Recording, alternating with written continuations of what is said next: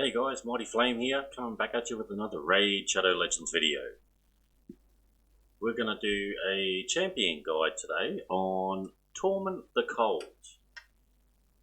Now, for those of you that don't know Tormin, he is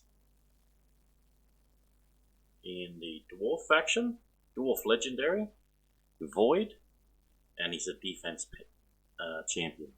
One of the meta champions for Arena at the moment. Very, very OP. So let's take a quick look at these skills. His A1 attacks all enemies, has a 15% chance of placing a freeze debuff for one turn. Instantly activates the skill whenever an enemy under both a freeze and a HP burn debuff takes damage from the HP burn debuff. And you can book that up to another 10% chance, so it's a 25% chance to freeze. Now this ability here is absolutely insane if you've got someone like a Venus, Ignatius, or I think Tyrant is another one that puts out HP burns. Anyone that's Cathalia on her A1, anyone like that puts a HP burn on, and with this guy's passive as well, certainly can trigger that multiple times. So his A2 removes all buffs from a target enemy, then attacks the target 2 times, steals all buffs instead if the target is under a freeze debuff. Will ignore defense if the target is under both a freeze and a HP burn debuff. So once again, you've got that synergy of HP burn and freeze. So when you're creating a team with this guy, certainly try to make sure you've got some sort of HP burn on your team. And this one here hits like a truck if you're gearing right. His A3 attacks all enemy, places a block buffs debuff and a 100% heal reduction debuff for 2 turns on enemies under freeze debuffs. Has a 60% chance of placing a provoke debuff for 1 turn on enemies not under freeze debuffs. Decreases the cooldown of 1 random skill of each ally by 1 turn for every enemy attacked under both a freeze and a HP burn debuff. So you can see here that the synergy with freeze and HP burn is absolutely insane with Tormin. The provoke's really good; it can really be clutch. The block buffs and heal reduction that can be okay. Unfortunately, they can be removed. So someone like a Mausoleum Mage or someone like that can remove these 2 debuffs. His passive has a 15% chance of placing a freeze debuff on the enemy each time they receive a buff or have their turn meter filled. The 15% chance applies for each effect individually in cases where an enemy receives multiple of these effects at the same time. Now this is really, really important. So if you've got someone like Mausoleum Mage that places 3 buffs on their allies, then this has a 15% chance on each one of those buffs. And it's really important as to which order they place them in. If they place up a block debuffs buff, then the other 2, and they put another 2 buffs on, the other 2 won't have any effect because the block debuffs buff is already up. Does not work with effects from artifact sets, turn meter filling effects from Masteries, healing, or those buffs, or effects that take place at the start of a round. Active effects, so revives this champion of 100% to 100% HP when killed and places a freeze debuff on this champion for 1 turn. This can be good. Gives him a second chance of life without having to be revived. But this freeze is really what he's known for. So anyone doing a turn meter boost, anyone placing buffs on their allies, shield, counter attack, increase attack, increase defense, strength, and any of those buffs, anything that goes on or fills the turn meter of their allies, this will have a 15% or a 25% chance of freezing for each one of them. He's also got a really, really good aura too. Increase ally defense in all battles by 33%. So you can take him, put him in the lead anywhere in any area of the game, and he'll apply that 33%. So it's really, really good. So let's go take a look at my Tormins. And let's have a look here. So I'm actually fortunate enough that I've actually got 2. But this one here is my strongest one. I have him in a frost set and an accuracy set. So with the freezes, you need accuracy for him to land. It's really, really important you get your accuracy up, especially if you're going to be using him in arena, which most people will. So you want to be having around that 300, 400 accuracy. Now, my other Tormin is actually a little bit higher in accuracy. I've just put on a banner for him. 345. So he's got a higher crit rate and higher crit damage as well.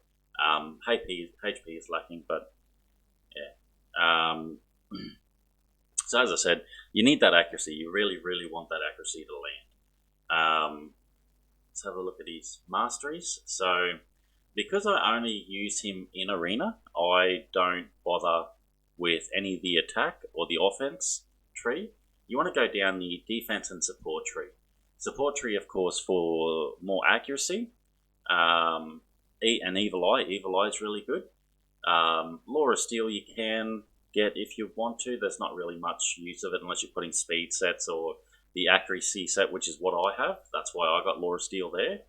And you want to go down to, in the defense tree, to the Fearsome Presence, which increases the chance of placing a stun, sleep, or freeze debuff from skills or artifacts by 5%. So it takes it from 25% to 30%, which gives you a lot more chances to proc those freezes and really stop the enemy team in their tracks. Alright, so let's just have a look at him.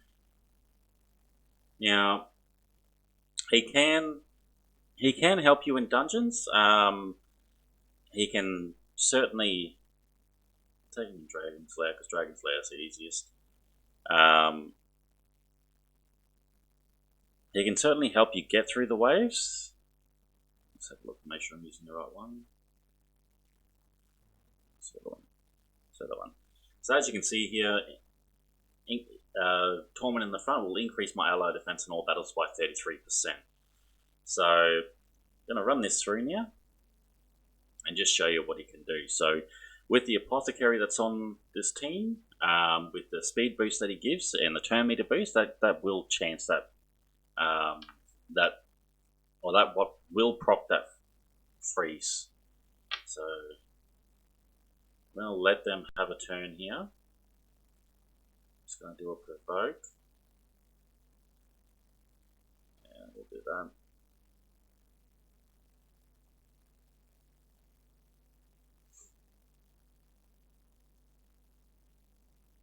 Hopefully. Okay.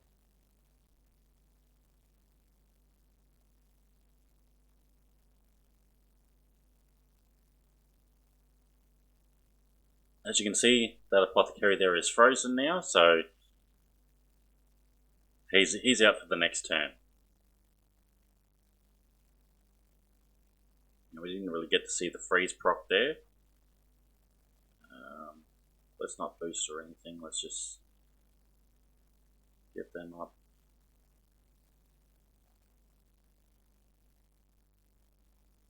Okay, so we're going to go on these Hordens. We're just controlling all the other turn meters. So our Apothecary can get his speed boost going. We'll go over there. Just so we can show this freeze. So as you can see there, Horden got the freeze because of Tormin's passive, because he received that buff. Okay. Let's just take care of this.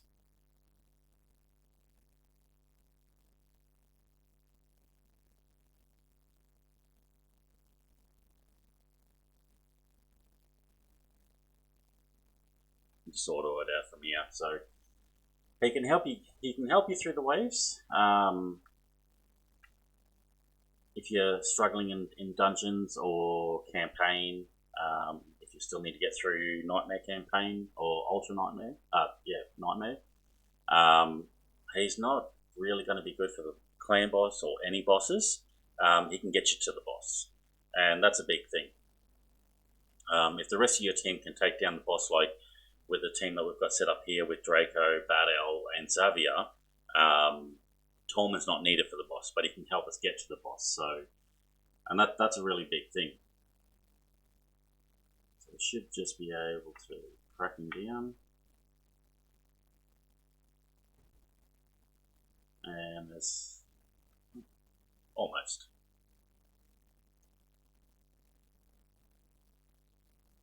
I'm going to go straight to Arena after this, so that's where he's really known for.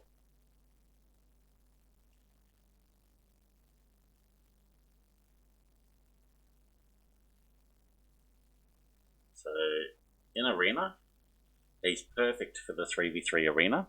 As you can see here, we have quite a few Torments laying around. Usually there's one there.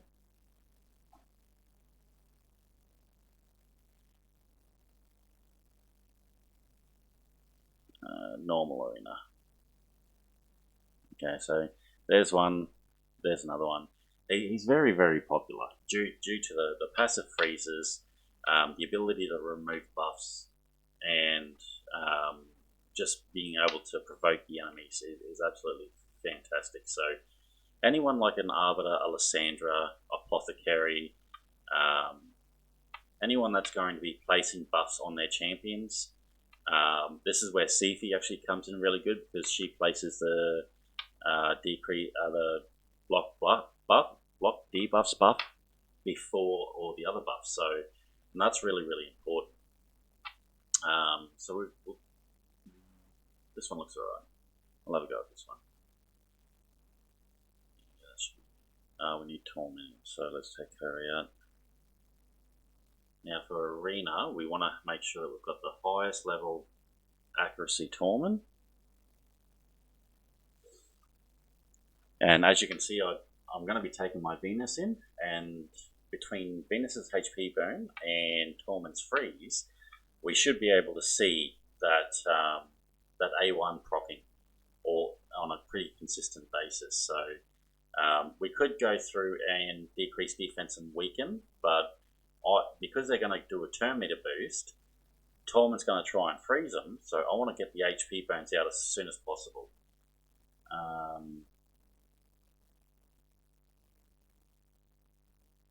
Might just play around for this one. There we go. So there's 3 freezes there, and as you can see, Tormin's still got his turn meter, and he's just frozen up Draco again. And that's what I mean by controlling the team. So they haven't been able to do anything. Ray was frozen, Apothecary's still frozen, Draco was frozen, and then he got frozen again because Arbiter did a turn meter boost again.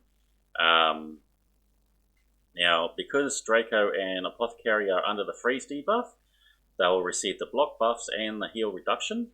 So anyone tries to heal them, or if they have any healing artifacts or anything like that, they won't get that heal, which is really, really good. So if Arbiter tries to apply an increased attack buff again, it'll be blocked from that block buffs. And we're just going to finish this one off. That's pretty much how effective Tormin is. Now, Tormin's actually better on defense. A lot of people try to stay away from Tormins because of that, the revive, the constant freezes. Unless you're wearing immunity sets or anything like that, he can be such a pain to deal with. You can't boost your team, you can't buff your team, or any of that. It really, really puts a dampener on a lot of the old compositions, and he was certainly a massive, massive meta changer. Now, what changed that is when Rotos came about, because he hits through unkillable, and he blocks revives, and he ignores 75% of defense on his A3. He hits like a truck, and he basically counters Tormin as long as Rotos gets a go. So we'll try one more. We'll try this one out. So this is a pretty good setup here. You've got a turn meter boost, you've got increased defense and counter attack, buff stripper, and of course Rotos as well. But with the turn meter boost, if Rotos is in an immunity set, then Tormin can freeze him and keep him locked down. And that's what you're after. If you can keep Rotos locked down, or any of the champions locked down, it's really, really powerful, and that's where he's really known for. So we're faster again, so we're going to boost. Now, because there's a Rotos on this team, I don't really want to take a chance with anything.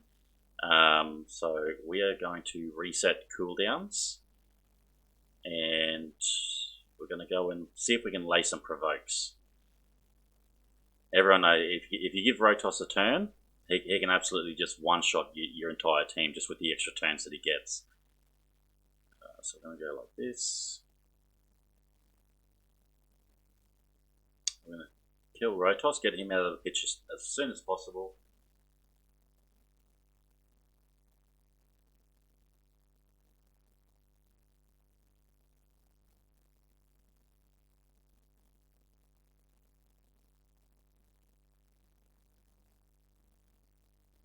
And we'll just auto it out from here. So you can see the benefit of mixing him in with the HP burn champion, and with his freeze, he can just keep those teams just locked down permanently.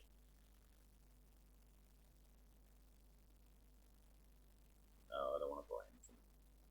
Alrighty, guys. So that concludes our champion guide for Tormin. Just going to go over his gear because I didn't really go over it that well. So for the banner, of course, you want accuracy. I would like some speed on here just to increase his speed a little bit more, but most of his skills are passive, and when he does get a turn, then it just adds more benefit to it. So accuracy is your main focal point there. Defense on his amulet and defense on his ring with defense and HP. If you build this guy can deal damage. So if you do get the substats to get crit rate, crit damage, you could go a crit damage amulet on here, as long as you're getting that accuracy. And that's the big thing, guys. No matter what you put on the main stats on these two, just get your accuracy, and make sure that you're up around the 300, 400 mark. Especially gold for platinum, you probably want to be over 400. So you might want to swap this chest piece out for another accuracy piece or something like that. But we've got speed on the boots, some more accuracy here. I've got a defense chest. Here's a defense-based champion, so that boosts his damage even more. Defense gloves. Nice roll on accuracy here. Accuracy shield and accuracy weapon. Once again, defense, a little bit of crit rate and HP. Speed, HP, accuracy was a big one here. And of course the crit rate, crit damage, and HP here. The attack doesn't do anything for him, so you could put a lot more speed. As you can see, I've only got one piece that has speed on it, apart from the boot, so you can make him a lot faster. Being a defensive champion and with his abilities and his control of the enemies, I don't feel the need to take him up any faster. And once again, with the Masteries, you want to make sure that you come down and you increase that chance to freeze. That's what he's all about. So the more chances you get to proc that, it's only 5%, but that 5% stacks up pretty nicely. And of course, you can take deterrence as well, and retribution. So any chances that he can get to counter attack with his A1 or any of that adds more chances to freeze with his passive. So now he does take a lot of books from memory. 1, 2, 3, 4, 5, 6, 7. 7 books. Oh no, 8, 9, 10. Yeah, so 11 books because his passive needs books as well. Definitely well worth the books though. Really good champion. Absolutely fantastic. This having 2 Torments actually got me all the way up to stage 21 in Faction Wars. I haven't been able to beat it yet.